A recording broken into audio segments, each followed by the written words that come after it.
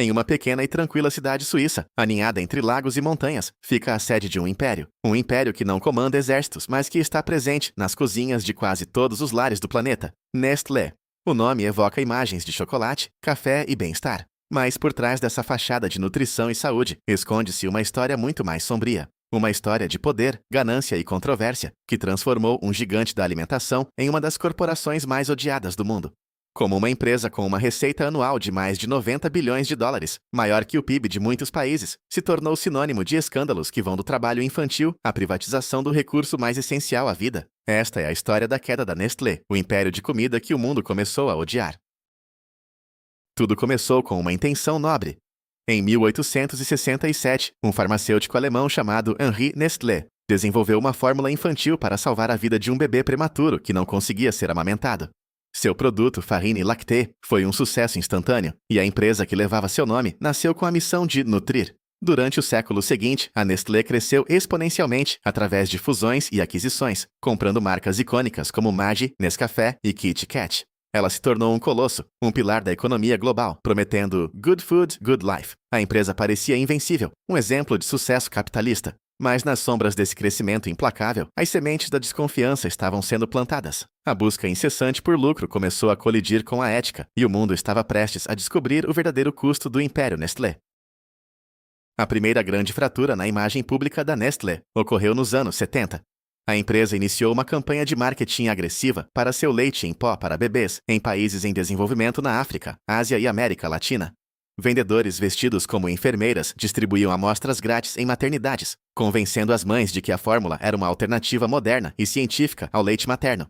O problema era catastrófico. Em muitas dessas regiões, o acesso à água potável era limitado. As mães, muitas vezes analfabetas, misturavam a fórmula com água contaminada. Além disso, para economizar o produto caro, elas diluíam a fórmula excessivamente, resultando em desnutrição.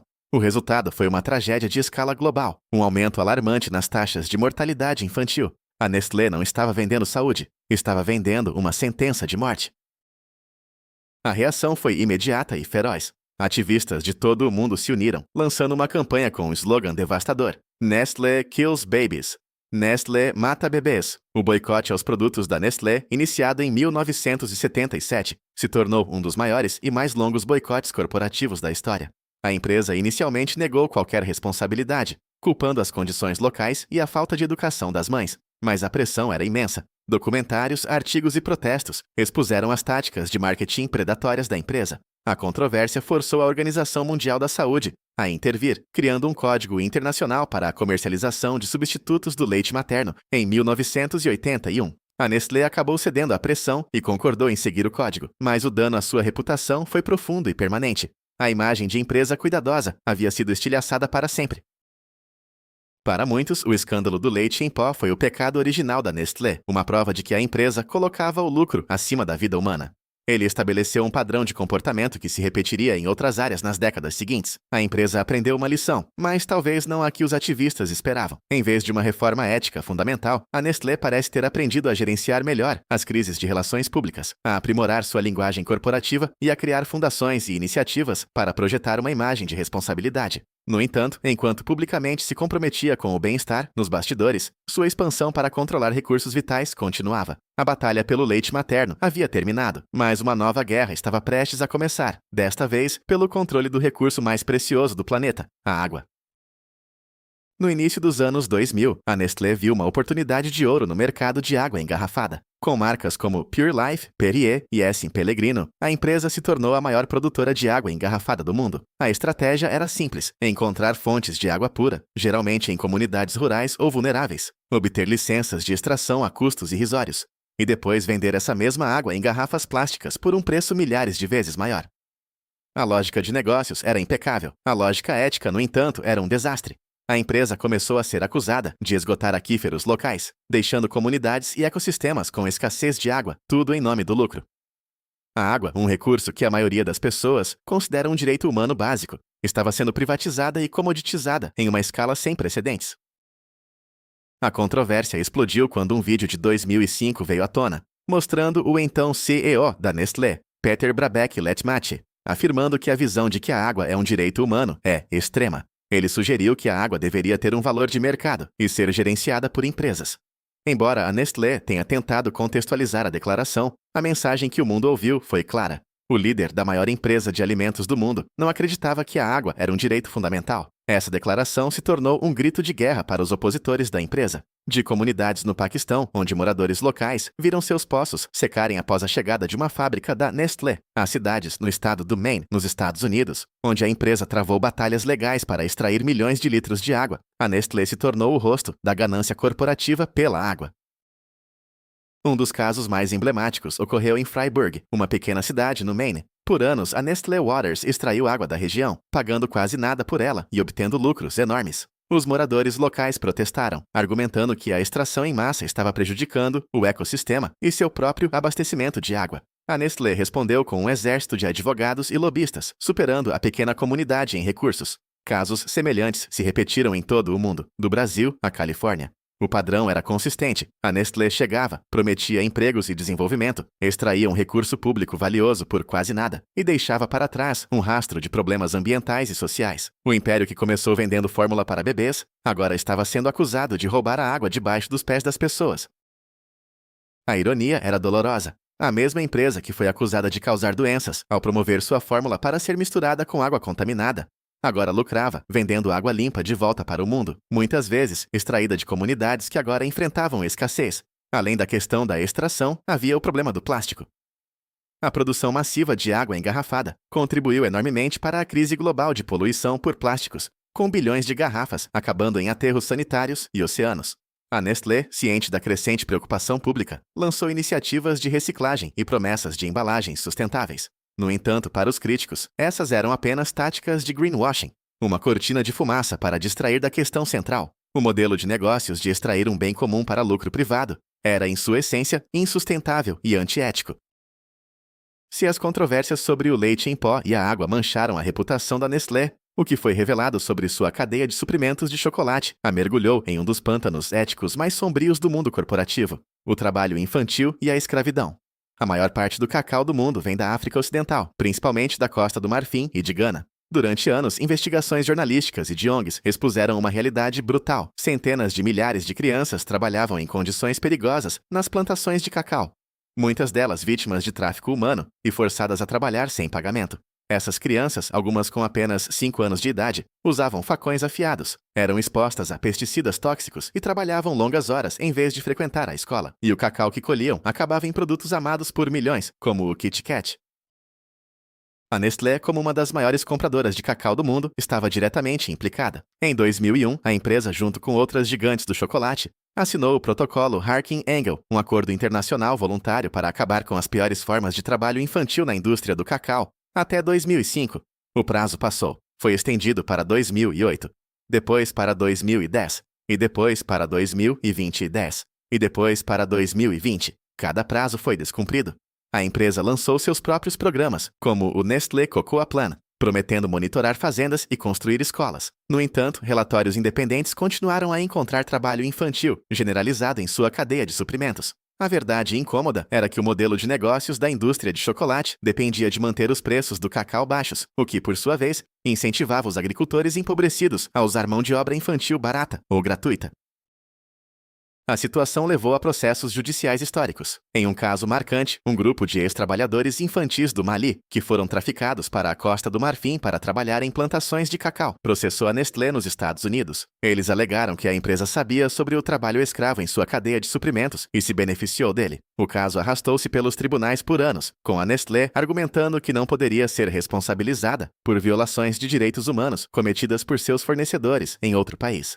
Embora a Suprema Corte dos IUA tenha eventualmente decidido a favor da Nestlé por questões jurisdicionais, o caso expôs a desconexão moral no coração da globalização. Uma corporação multimilionária podia lucrar com o cacau colhido por crianças escravizadas a milhares de quilômetros de distância e ainda assim, legalmente, lavar as mãos de qualquer responsabilidade direta.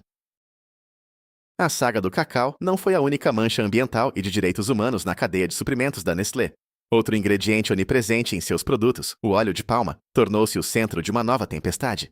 O óleo de palma é um ingrediente barato e versátil usado em tudo, de chocolates a macarrão instantâneo. Mas sua produção está intrinsecamente ligada à destruição em massa de florestas tropicais, especialmente na Indonésia e na Malásia.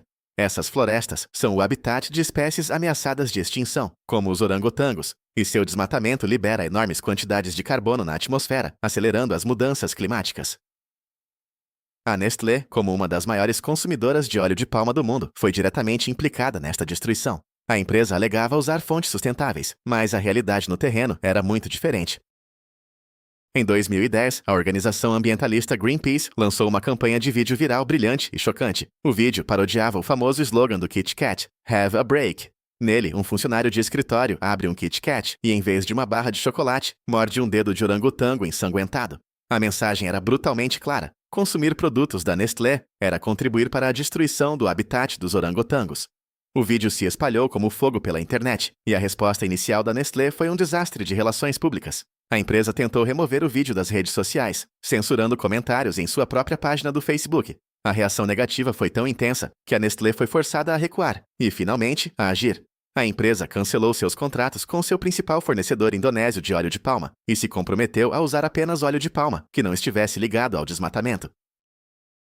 A campanha do Greenpeace foi um ponto de virada, demonstrando o poder do ativismo digital na era das redes sociais. Mostrou que uma campanha bem executada poderia forçar uma das maiores corporações do mundo a mudar suas práticas. No entanto, a saga do óleo de palma também reforçou uma narrativa preocupante sobre a Nestlé.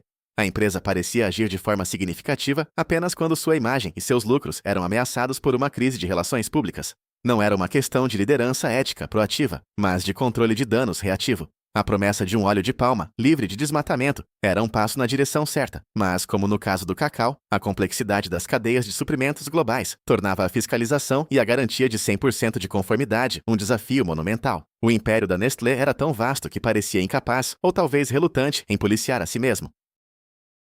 Enquanto a Nestlé enfrentava críticas por aquilo que colocava no meio ambiente, uma nova crise estava se formando sobre o que ela colocava em seus próprios produtos. Em 2015, a Índia, um dos maiores mercados da Nestlé, foi abalada por um escândalo. Testes de laboratório governamentais descobriram níveis perigosamente altos de chumbo no macarrão instantâneo Maggi, um dos produtos mais populares e amados do país. O pânico se instalou. O governo indiano ordenou um recall nacional e o macarrão Maggi foi banido em todo o país. A Nestlé viu centenas de milhões de dólares em vendas evaporarem da noite para o dia. A confiança do consumidor, construída ao longo de décadas, foi destruída em semanas. A empresa insistiu que seus produtos eram seguros, contestando os resultados dos testes, mas a crise destacou a vulnerabilidade de uma marca global a um único escândalo de segurança alimentar. Após uma longa batalha legal e novos testes, a proibição do Maggi foi eventualmente suspensa e o produto retornou às prateleiras. A Nestlé investiu pesadamente em campanhas de marketing para reconquistar a confiança dos consumidores indianos. Mas a controvérsia deixou uma pergunta persistente. Quão saudáveis eram realmente os produtos da gigante da boa comida, boa vida? A resposta, vinda de dentro da própria empresa, seria chocante. Em 2021, um documento interno confidencial da Nestlé vazou para a imprensa. Na apresentação, a empresa admitia que mais de 60% de seus principais produtos de alimentos e bebidas não atendiam a uma definição reconhecida de saúde e que alguns de seus produtos nunca seriam saudáveis, não importa o quanto renovamos. A confissão era uma bomba. A revelação foi devastadora para uma empresa que se posicionava cada vez mais como uma líder em nutrição, saúde e bem-estar. O documento interno provava o que os críticos de saúde pública diziam há anos: que muitas das maiores empresas de alimentos do mundo lucravam vendendo produtos processados com alto teor de açúcar, sal e gordura, contribuindo para a epidemia global de obesidade e doenças crônicas. A Nestlé afirmou que o documento se referia a uma análise de apenas uma parte de seu portfólio e que estava trabalhando duro para tornar seus produtos mais saudáveis. Mas a admissão interna, escrita em preto e branco, expôs a contradição fundamental no coração de seu modelo de negócios. Como uma empresa pode, ao mesmo tempo, vender barras de chocolate açucaradas e se autodenominar uma campeã da saúde global? Para muitos, a resposta era simples: não pode. Além dos grandes escândalos que ganharam as manchetes globais, o histórico da Nestlé está repleto de outras controvérsias que revelam um padrão de comportamento corporativo predatório. No Canadá, por exemplo, a divisão de chocolate da Nestlé foi envolvida em um esquema de fixação de preços. Executivos da Nestlé, Mars e Hershey's se reuniam secretamente em cafés e convenções para conspirar e aumentar os preços do chocolate, enganando os consumidores por anos. A empresa acabou se declarando culpada em um processo criminal e pagou uma multa multimilionária. Foi um caso clássico de conluio corporativo, onde os maiores jogadores de uma indústria trabalharam juntos para eliminar a concorrência e inflar artificialmente seus lucros, tudo às custas do consumidor comum. Este não era um erro isolado, mas parte de uma cultura que parecia priorizar os resultados financeiros acima de qualquer outra consideração.